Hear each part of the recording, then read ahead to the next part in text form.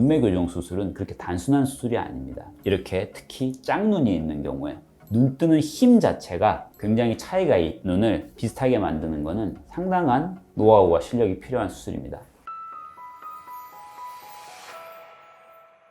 안녕하세요. 라이브 성형외과 서양 원장입니다. 오늘은 짝눈 교정의 실제 사례를 가지고 왔습니다. 짝눈도 사실 원인이 굉장히 다양한데요. 진짜 눈 뜨는 힘 자체가 차이가 나는 짝눈이 있을 수 있고, 피부 처짐량이 달라서 생기는 짝눈, 또는 안구의 돌출 정도, 뼈의 발달 정도가 달라서 생기는 짝눈도 있을 수 있습니다. 여러 가지 원인에 의해서 짝눈이 생길 수 있는데, 사실 눈 뜨는 힘 자체가 차이가 나는 짝눈이 그 중에서도 좀 교정하기 어려운 사례에 속합니다. 오늘은 각 짝눈의 사례에 대해서 제가 실제로 수술한 사례를 몇 가지 예를 들어서 보여드릴까 합니다.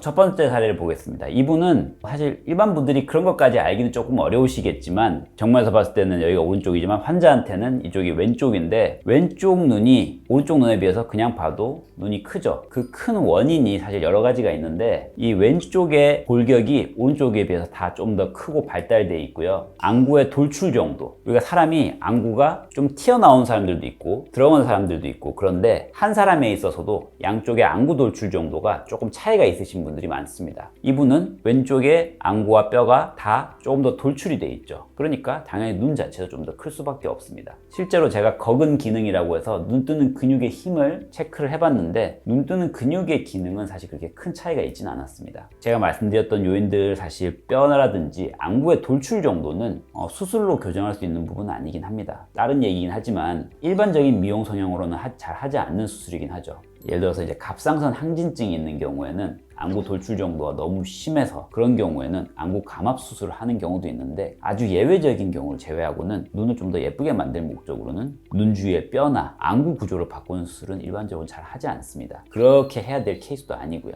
이런 경우에는 해결해 줄 수 없는 부분은 지금 사실 좀 설명을 드렸지만, 해결해 줄 수 있는 부분은 일단 양쪽의 눈꺼풀 처짐 정도가 좀 많이 다르세요. 자세히 보지 않으면 사실 잘 알 수는 없는데 속쌍꺼풀이 살짝 있어요. 이미 피부가 살짝 접혀져 있기 때문에 적어도 피부에 의해서 흘러내리는 피부는 없습니다. 반면에 이쪽은 피부가 아래쪽으로 접혀 있어요. 쌍꺼풀이 없고 피부 처짐에 의해서 눈이 가려지는 부분들이 좀 더 많습니다. 그 피부 처짐들만 잘 교정을 해줘도 이렇게 눈이 예뻐질 수 있는 거죠. 이분은 물론 쌍꺼풀 수술만 한 것은 아니고, 이 눈과 눈썹 사이가 가깝고 인상이 조금 강한 것이 신경 쓰이던 분이셨기 때문에 눈과 눈썹 사이의 거리를 더 벌려주고, 이런 콧등과 눈가 처짐 주름들을 해결해 줄 수 있는 내시경 이마 거상을 같이 해드렸던 케이스였습니다. 보시다시피 쌍꺼풀도 충분히 높지만 콧등과 눈가의 주름이 해결이 되고, 눈과 눈썹 사이 거리가 더 여유가 있어지면서 인상이 좀 더 여성스러워지고 환해진 것을 볼 수 있습니다. 오늘 주제가 이제 눈 비대칭이긴 하지만, 눈 비대칭만 사실 해결할 거였으면 적당한 높이의 쌍꺼풀만으로도 사실은 비슷하게 만들 수는 있었고요. 이분은 거기에 더해서 이제 눈이 답답하다는 거, 인상이 강하다는 거, 그리고 보시다시피 이 콧등 주름과 이런 눈 앞머리에 이런 가로 주름도 같이 좀 해결을 하기를 원하셨습니다. 결국에는 이런 주름들은 피부가 점점 더 얇아지고 눈썹에 처짐이 생기면서 생기는 주름들인데, 이런 주름들을 해결하기 위해서는 결국에는 이마 거상이 좀 필요했고요. 이마 거상을 한 결과 이런 콧등과 눈 앞머리 이런 가로 주름들을 같이 교정을 해줄 수 있었고, 보시다시피 인상면에서도 훨씬 더 여성스러운 느낌을 줄 수 있었습니다. 가끔 이 사진을 보면 이마에 뭘 넣은 게 아니냐고 하시는 분들이 자꾸 있으신데, 실제로 뭘 넣은 건 아니고요. 이마 거상만으로, 이마 거상이라는 건 결국엔 아까도 말씀드렸지만 눈썹이 처진 것을 해결해 주는 수술인데, 눈썹이 처져 있을 때는 피부 처짐들이 이 눈썹 주위로 많이 몰려 있던 것이 눈썹 처져 있던 눈썹 이마를 리프팅 해줌으로써 그 볼륨이 재배치되면서 이마도 조금 더 봉긋한 원래 이마 모양을 조금 회복을 해줄 수 있습니다. 그래서 실제로 넣은 게 아니라 이마 거상의 효과로 이마 볼륨이 조금 더 생긴 거라고 하고요. 그래서 실제로 이마 지방 이식이나 필러를 고려하시는 분들 중에 일단 이마 거상이 필요하신 분들은 이마 거상을 먼저 하고 추후에 그래도 아쉬운 부분이 있을 때 필러나 지방 이식을 하는 것을 추천드리고 있습니다. 대부분은 이마 거상만으로도 많이 볼륨이 회복이 되기 때문입니다.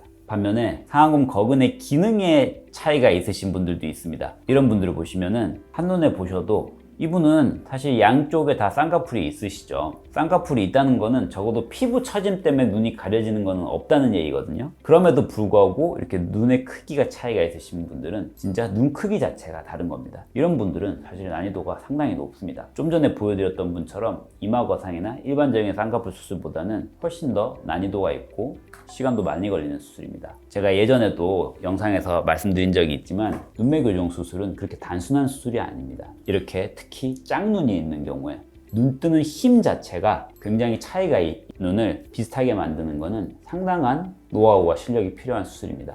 이분이 이렇게 눈 크기가 차이 나는 것은 여러 가지 이유가 있긴 합니다. 아까 말씀드렸듯이 뼈의 발달과 돌출 정도도 왼쪽이 더 좋은 게 사실이고요. 제가 거근 기능을 측정을 했을 때 양쪽이 한 3-4mm 이상 정도 차이가 났었습니다. 눈 뜨는 근육의 기능에도 큰 비대칭이 있었던 분입니다. 이런 분들은 알고 계신 대로 눈매 교정, 똑같이 떠도 눈이 더 뜰 수 있는 눈매 교정 수술을 하지 않고서는 눈 크기를 많이 비슷하게 만들 수가 없습니다. 보시다시피 양쪽 눈 뜨는 힘을 교정을 해서 최대한 비대칭을 많이 완화해 드렸습니다. 이분은 예전에 한 차례 절개 쌍꺼풀 수술을 한 기왕력이 있었던 분이신데 쌍꺼풀 수술을 하고 나서도 점점 더 심해지는 눈 크기의 비대칭 때문에 이 이를 교정하기 위해서 오셨던 분이셨습니다. 그냥 보셔도 윗눈꺼풀에 의해서 가려지는 까만 동자의 크기가 여기는 거의 안 가려지고 있죠. 훨씬 많이 가리고 있습니다. 눈 크기 자체의 비대칭이 크신 분입니다. 그냥 쌍꺼풀이나 피부 처짐의 비대칭이 있다기보다는 눈 뜨는 힘의 비대칭이 제일 메인이신 분입니다. 특히 이제 오른쪽 눈은 왼쪽에 비해서 많이 함몰되어 있기도 하고요. 아까도 말씀드렸지만 이 함몰된 거를 끄집어내 주거나 아니면 너무 돌출된 걸 넣어주는 게 사실 안구 감압술이라는 건데 그런 수술을 할 건 아니고요. 눈 뜨는 힘을 조금 더 교정을 해서 눈 크기를 최대한 대칭을 좀 맞춰줄 수 있는 수술이 결국은 눈매 교정 수술입니다. 눈매 교정 수술에서 이 눈꺼풀에서 가려지는 까만 동자를 많이 줄여서 눈을 훨씬 더 좀 크게 만들어 줬고 쌍꺼풀도 최대한 대칭성에 맞춰서 수술을 해드렸습니다.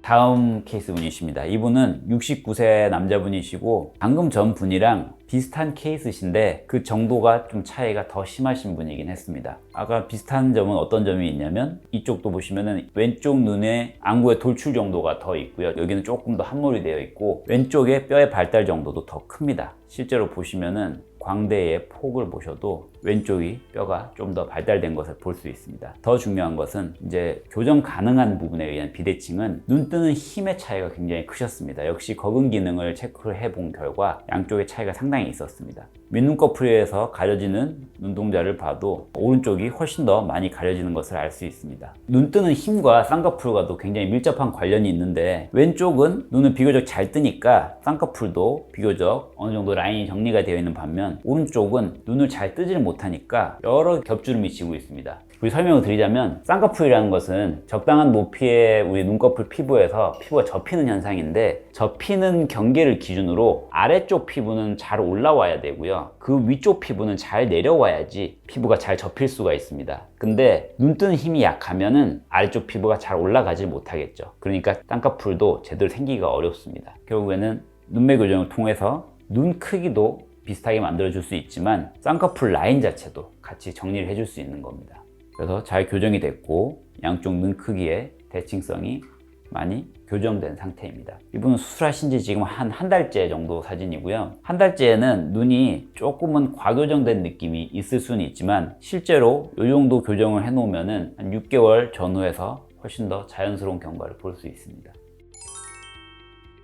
지금까지 좀 짝눈 교정과 관련된 실제 사례들을 중심으로 살펴보았는데요. 첫 번째 케이스처럼 좀 일반적인 케이스도 있었고 두 케이스처럼 난이도가 굉장히 있고 진짜 눈 뜨는 힘 자체가 차이가 나는 부분들은 어떤 교정을 해야 되는지에 대해서 간단하게 좀 설명을 드렸습니다. 혹시라도 짝눈 교정과 관련된 더 궁금한 사항이 있으시면 댓글에 남겨주시면 성실히 답변해 드리도록 하겠습니다. 지금까지 라이브 성형외과 서양 원장이었습니다.